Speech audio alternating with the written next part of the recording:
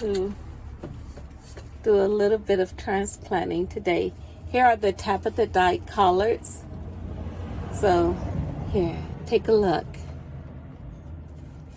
So they are ready to be transplanted for the Juneteenth celebration here in California. And also take a look at this.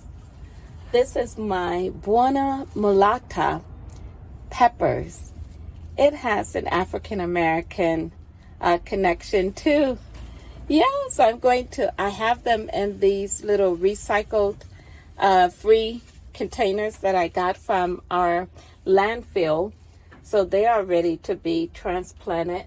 And I also have some fish peppers that are ready to be transplanted. So I have a lot of work to do. I always have a lot of work to do. How about you? So what are you doing in your garden? And I want to know, how are your collards coming along?